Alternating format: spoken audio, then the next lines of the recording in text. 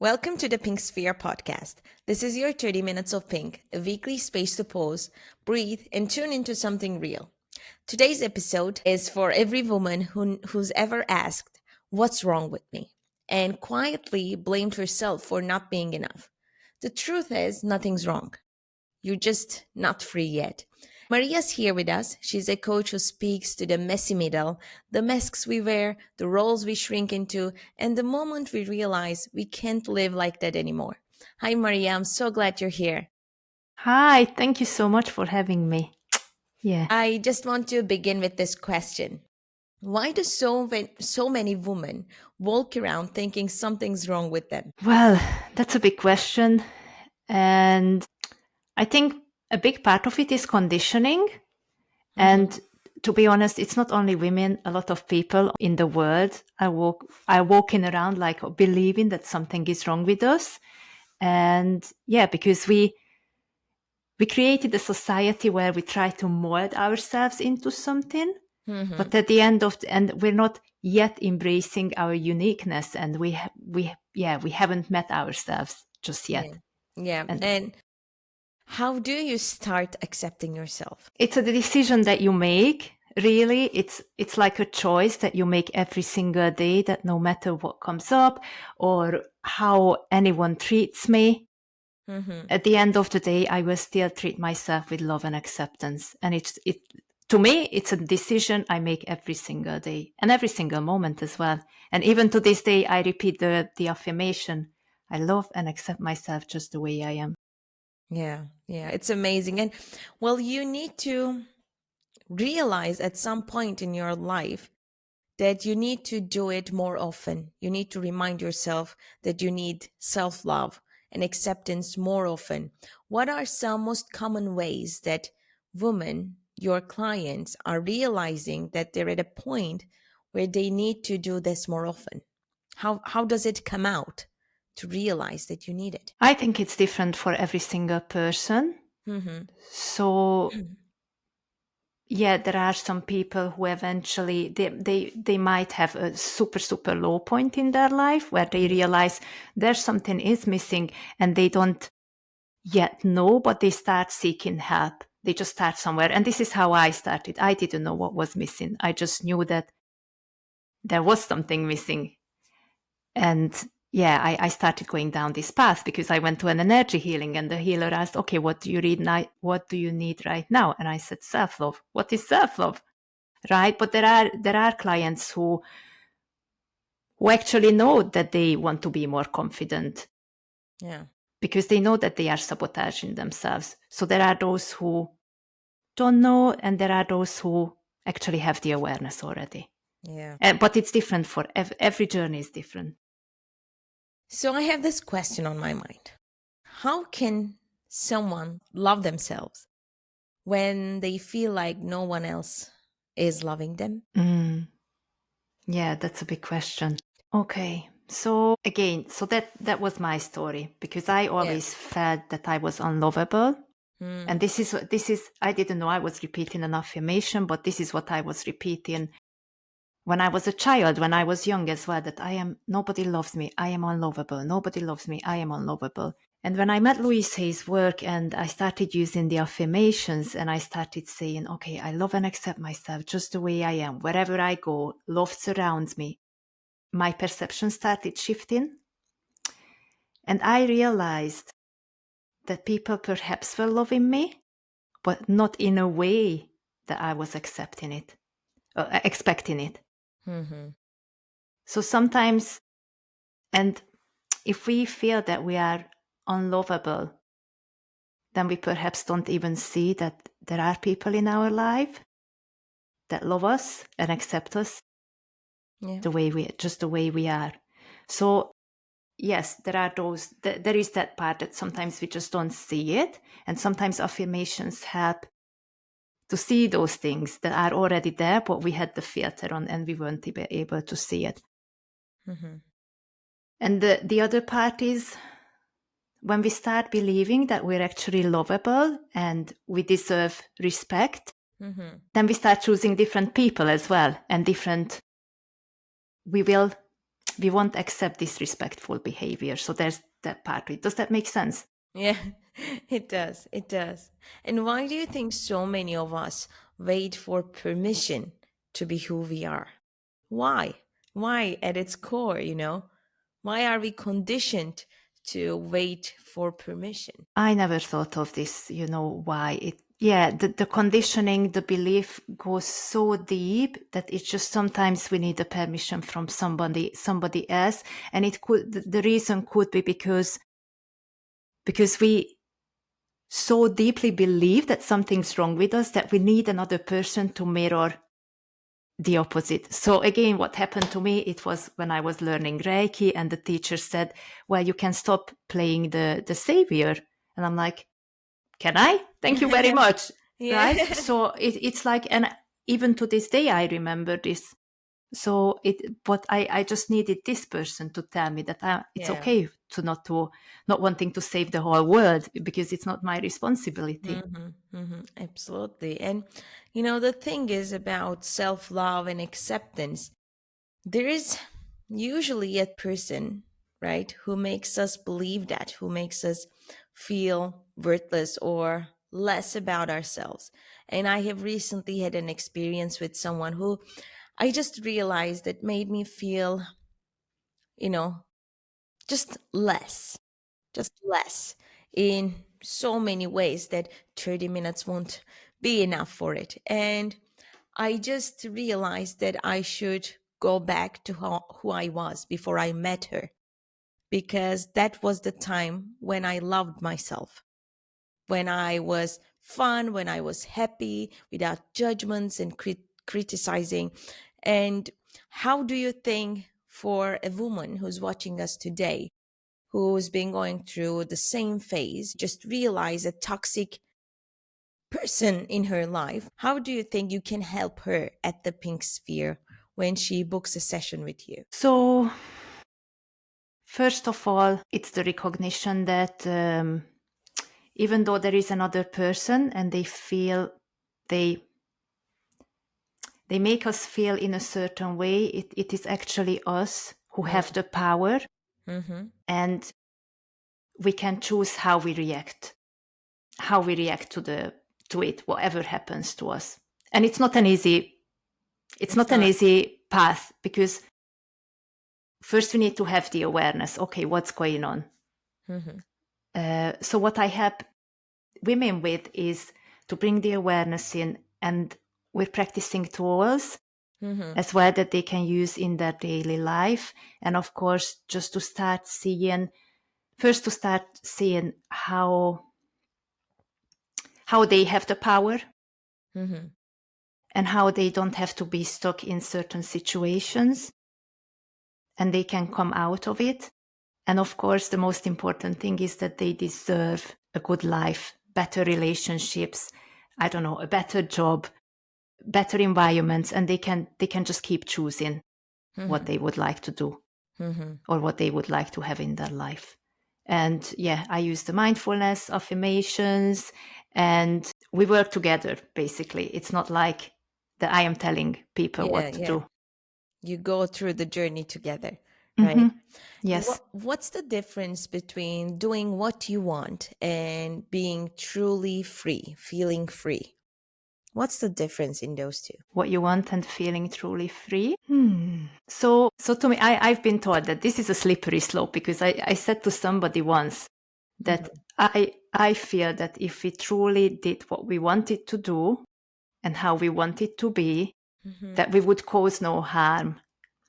And this person said, yeah, but that's a slippery slope, because that could mean, yeah, I don't know, I want to go and punch somebody in the face, and I will Yeah. do it. But this is much deeper. It's not like what I feel like doing because, I love myself. It doesn't come out of resentment. It's not self-love isn't condemning. Mm-hmm. It isn't going against things or other people. It just is. And you know that this is what's coming through you, and this is what you're doing. So this is what I mean by what I want. Mm-hmm. And there's that freedom that, I accept that this is who I was meant to be. I am in alignment with myself and this is what I do. Because self-love isn't disrespectful. It respects yourself and everybody else. And what are some other ways that women give up their freedom without even noticing? Oh, I'm asking all the hard questions. yeah. Well, even just little things, if they are wives and parents, it's like, and of course you have the responsibilities there because you're a mom and you want to be the best mom on planet Earth. But then you can also start looking after yourself and start thinking about solutions that you didn't see were there. For example, maybe get some help from somebody, right? Not just taking all the responsibilities on because it's impossible. And then when mom's not right, the family is not right either. Yeah, it's all connected to the woman. Why is that, Why do we always have to be the person who gets all the responsibility? And we are the first to forget about ourselves and put everybody else first. And along the way, we start regretting the time that has passed. And we want to go back, but we can't. And then comes the unhappiness, right? And we're not loving ourselves anymore, the version that we've turned into. And we have to stop that. We have to go back and see who we were at the very beginning and try to connect with that person, right? Yeah, yes and no, because you're never the same person. You're not Mm. the same person as you were Yeah, before. However, what you can do is whatever happened in the past happened, right? So you can't really undo anything. of course, yeah. But what we can choose is like, okay, so what would I like to change right now? And taking little steps, not even big ones, because that can be overwhelming. It can be scary. What's going to happen? What other people are going to say if I suddenly start looking after myself? But just choosing other things, really. And once you make that decision that, okay, from now on, I am going to be there for myself, Mm-hmm. solutions, opportunities, possibilities will start popping up because we start seeing them. Yeah, notice them. Yeah. Hmm. What does it really sound like when someone is speaking to themselves with love? How does it sound like? Right. That's this is a good question because sometimes I come across people, or women mostly, who say, "Oh, I love myself," and then I hear things, the way they call themselves, they are shooting themselves, they are putting themselves down, and I'm like, yeah, maybe there are that I don't think so. I'm doing this work and I still have blind spots. I still can love myself more. It's an everyday job. So yeah, how do they sound? That they accept themselves, right? So even if they are angry, even if they are frustrated, all these emotions and behaviors that we're not supposed to be having, or we're not supposed to be behaving in a certain way, even with those, they accept themselves. Mm-hmm. And when do you think self-love is just too much? When do you see the patterns that it's becoming dangerous? So yes, that's what it is. Like we can go back to the question, like what's the difference between what I want and self-love? Mm-hmm. Because what I see is many people, oh, I love myself, so I don't care about you. Mm-hmm. But to me, self-love is compassionate. Mm-hmm. And the more compassionate and loving and accepting I am towards myself, the more I can be compassionate and understanding and loving towards others. So, yeah. Does this answer your question? Yeah, yeah. In all relationships, you need respect, right?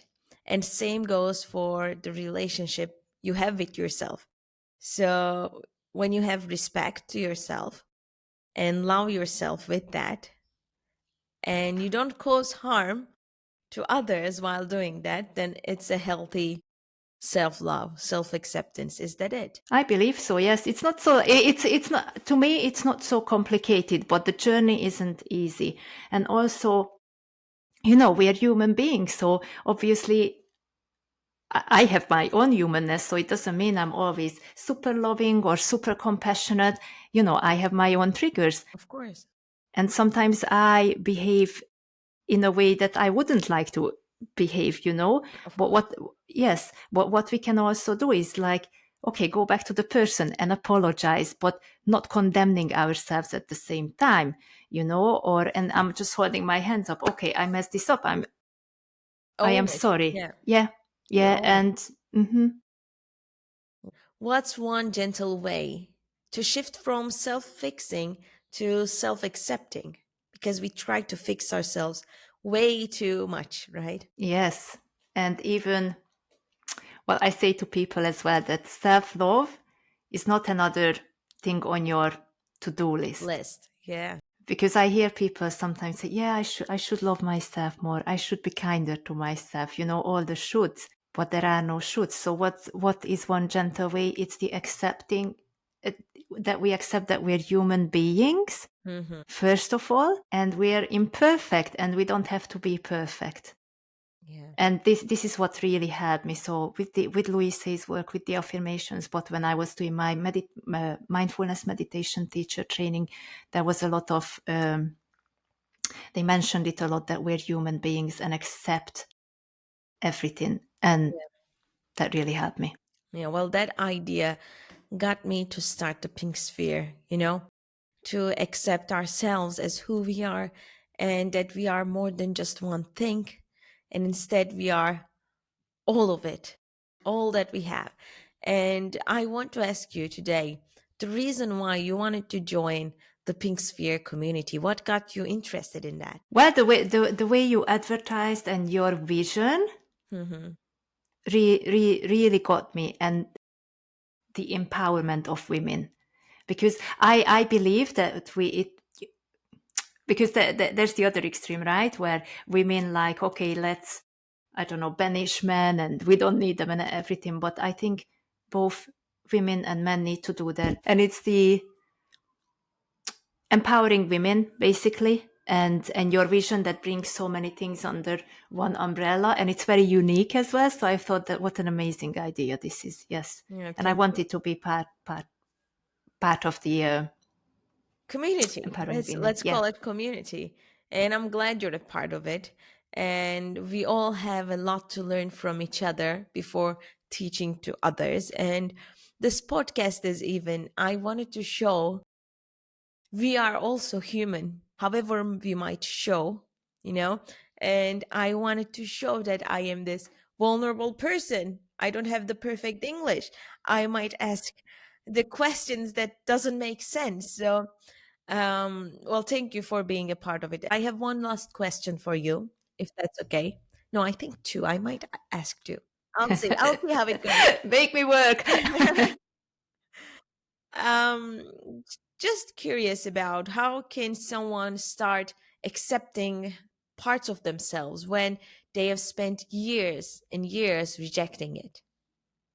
It's basically the same question to how do you start accepting yourself, how do you start to love yourself. But if you have things about yourself that you've been secretly, perhaps unknowingly rejected for years, try to cover, and how do you start accepting those parts?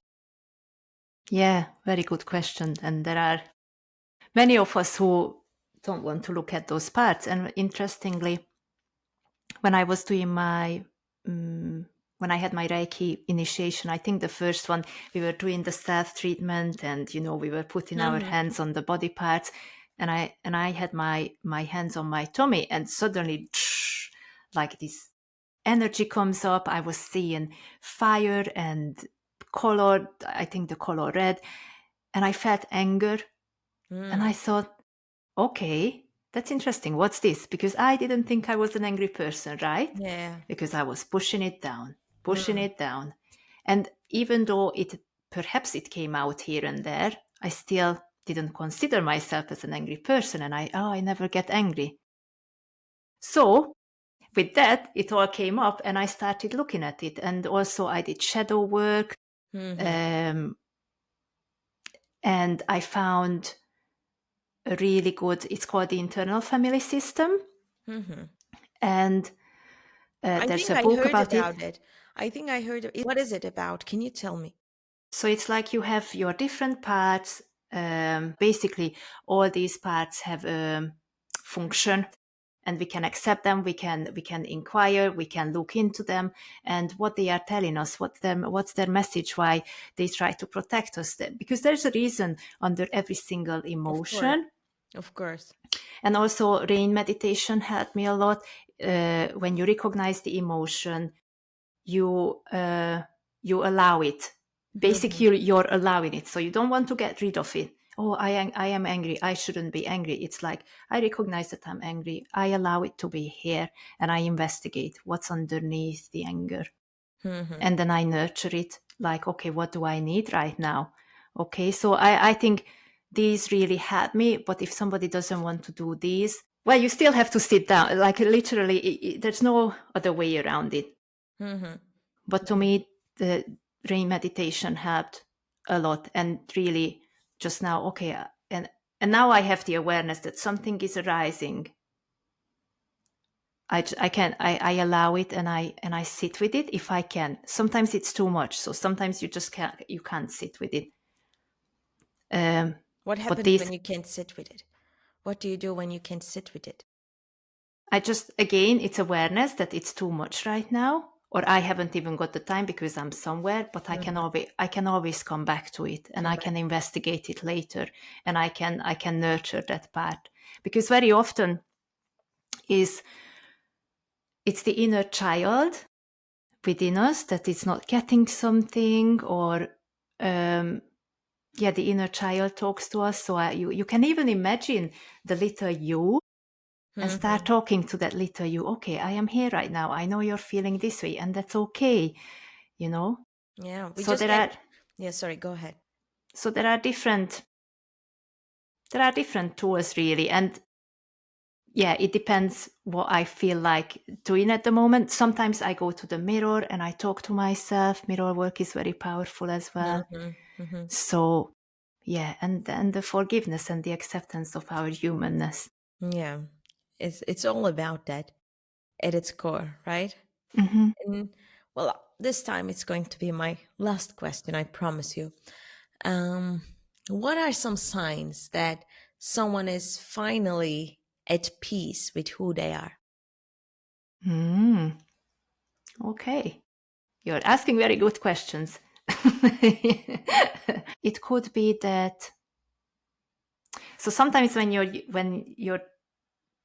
doing something, whether it be affirmations, meditations, whatever that might be, and for ages you're not seeing that something has changed, and you start questioning, like, is this really working? It's not working, and so on and so on.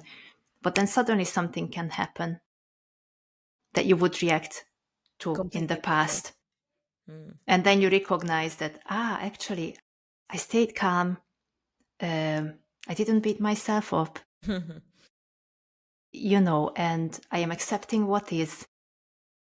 And then those are the signs. Oh, actually, what I'm doing is working. Yeah, and you see the patterns changing, and you see how people notice you now with that new version that you are, right? Yeah. Yeah. And also on the outside, yes, some people may leave, some relationships may change. Of course. Yeah. And how does the saying go? As within, so without. Good one. It's a good one. Mm-hmm. Yeah, Yeah. love it. And just not a question this time, but if you were to say this one message to the listeners of this episode, just one, could be one single word or a sentence or an affirmation or just a message, anything that comes to your mind right now, what would that be? If I had one message to the world, be kind to yourself and every single part of yourself, whatever comes up. Wow, I love it. Yeah. Ladies, be kind to yourself. You need Yes, to start with that, and then everything will come with that, right? yes. And as I say, it's the journey never stops. I am on it as well, Mhm. and I'm doing this work. So Yeah, I'm it, on that journey too. I just yeah, got on that journey. And we'll see where it goes. We'll see it yes, together. yes, it will Well, be amazing. And I got a card. Is that okay? I yeah. just pulled one card, and this is what came out. I love being me. Yes. And on the other side, stop, right? Stop trying to be so normal. Be more of the real you. Show the world who you are. Yes, amazing. Thank Yes. you, Maria. Thank Thank you you. so much. And that's it for 30 minutes of pink. Big love to Maria for reminding us that freedom doesn't always come from doing more. It often starts with dropping the mask. If this conversation felt like something you've been needing, there's more like it at thepinksphere.com. Sport, coaching, and community for women who are done performing and ready to come home to themselves. You're not broken. You're just not free yet. Bye. Bye.